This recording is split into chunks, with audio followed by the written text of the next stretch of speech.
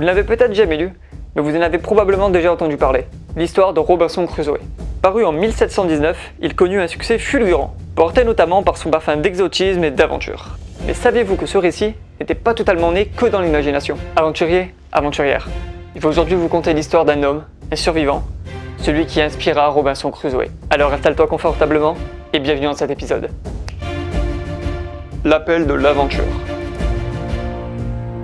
Notre histoire commence dans les années 1700 et on va suivre son histoire, celle d'Alexander Selkirk.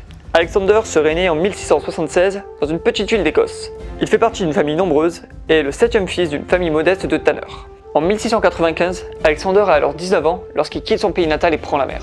Ce qu'il faut peut-être préciser, c'est qu'il a quitté son pays natal suite à des problèmes de justice, notamment par rapport à un problème de tenue indécente qu'il tenait dans une église. Mais le fait de devoir partir ne le dérangeait pas plus que ça.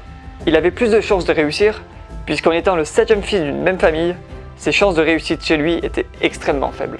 4 années ont alors passé et il navigue sur les flots, notamment pour des missions de colonisation du Panama. D'ailleurs, cette mission sera un véritable fiasco.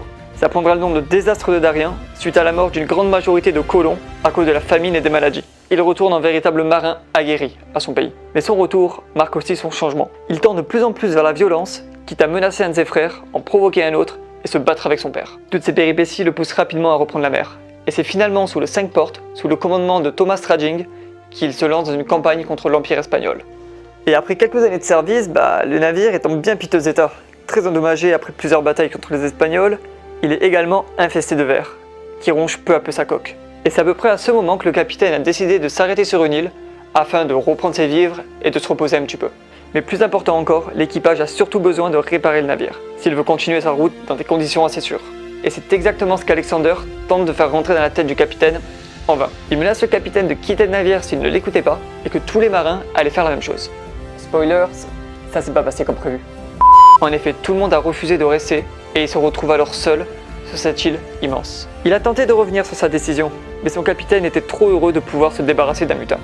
Décider de rester de son plein gré sur une île déserte peut être assez stupide comme décision, mais si on y réfléchit bien, mieux vaut se trouver une île bien approvisionnée en eau et en nourriture que sur un navire qui peut sombrer à tout moment au milieu de l'océan. Et d'ailleurs, pour la petite histoire, c'est exactement ce qui est arrivé au navire.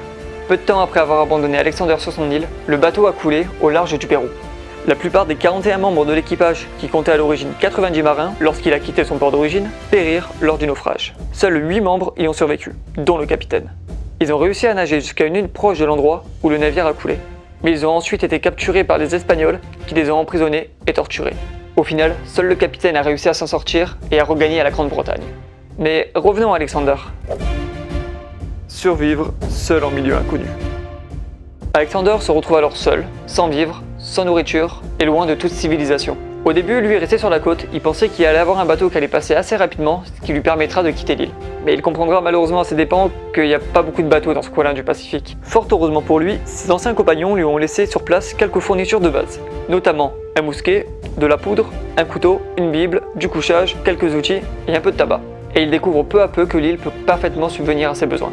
Il y trouve beaucoup d'eau potable, ainsi que des chèvres sauvages, des phoques sur la côte, des crustacés, des navets sauvages et des choux. Tant de choses qui lui permettraient de se nourrir convenablement.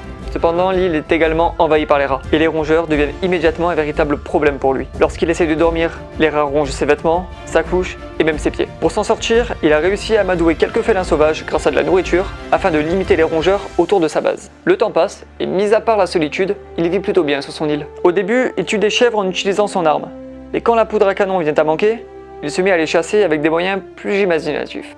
Au total, il estime avoir tué à peu près 500 chèvres pour se nourrir et pour se vêtir. Et pendant tout ce temps, sa vie n'a pas été mise en cause, excepté 2 fois.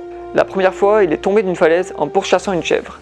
Il a été blessé, mais a réussi à atterrir sur la chèvre pour amortir la chute. La deuxième fois qu'il s'est mis en danger, c'est quand il a fait signe à des navires de s'approcher de l'île. Et en quoi ça a mis sa vie en danger, vous allez me dire? Eh bien en fait, il s'agissait d'une flotte espagnole, et il faut savoir qu'à cette époque, les relations étaient assez tendues. Lorsqu'il a réalisé qu'il s'agissait de l'ennemi, il était déjà trop tard. Les balles ont commencé à pleuvoir et notre cher ami a dû se réfugier dans les profondeurs de l'île pendant plusieurs jours. Les Espagnols l'ont pourchassé un certain temps, ne le trouvant pas, ils ont finalement renoncé et sont partis de l'île. La fin de l'aventure. Le 1er février 1709 marque un tournant décisif dans la vie d'Alexander. 4 années sans aucun contact humain allaient bientôt être qu'un souvenir. En effet, 2 navires approchent du rivage, et cette fois-ci, pas des Espagnols, mais bien des Anglais. À la vue des bateaux, Alexander ne perd pas de temps et leur fait signe en allumant un grand feu en signal de SOS. Les navires accostent et l'équipage des navires qui furent sous le commandement de Wood Roger tombe nez à nez avec ce qui restera l'image de Robinson Crusoe. Et contrairement à ce qu'on pourrait penser, ce jour-là, il s'agit d'une aide mutuelle en fait entre les deux. Plusieurs membres de l'équipage souffrent du scorbut, une maladie liée à une carence en vitamine C. Alexander leur fournit la nourriture nécessaire à leur rétablissement, notamment grâce à des fruits présents sur l'île. Détail incroyable pour la suite. Ils partirent bien évidemment tous de l'île, Alexander compris, sauf que lui, il a eu une petite promotion. Le capitaine le nomma lieutenant en quittant l'île, et quelques temps plus tard, il a même dirigé un des deux navires. En octobre 1711, Alexander revient enfin en Angleterre après plus de 10 ans d'absence. Il fait alors écrire son histoire et acquiert rapidement une petite notoriété. Il reviendra dans sa ville d'origine et il fera la rencontre d'une jeune femme. Ils vécurent heureux un certain temps comme ça, propriétaires de plusieurs terrains grâce à l'argent amassé. Mais Alexander restait marqué par la solitude qu'il avait vécue toutes ces années. Et c'est ainsi qu'il finit par repartir en mer en 1721 pour ce qui sera son dernier voyage. Aujourd'hui, on lui doit l'inspiration d'un des récits d'aventure les plus célèbres au monde. Son histoire, en plus d'être extrêmement intéressante, est une véritable ode à l'aventure. Merci beaucoup d'avoir regardé la vidéo en entière, j'espère qu'elle t'a plu. Si c'est le cas, je te laisse mettre un like, un commentaire et des suggestions juste en bas sous la vidéo. Je te laisse t'abonner et activer la cloche, comme ça tu ne rateras pas la suite. J'attends beaucoup vos retours sur ce genre de concept. Je sais que c'est plus calme, plus posé, et j'aimerais savoir si ça vous plaît. Aventuriers, aventurières, c'est tout pour aujourd'hui, et je vous dis à bientôt pour de prochaines découvertes. Allez, ciao!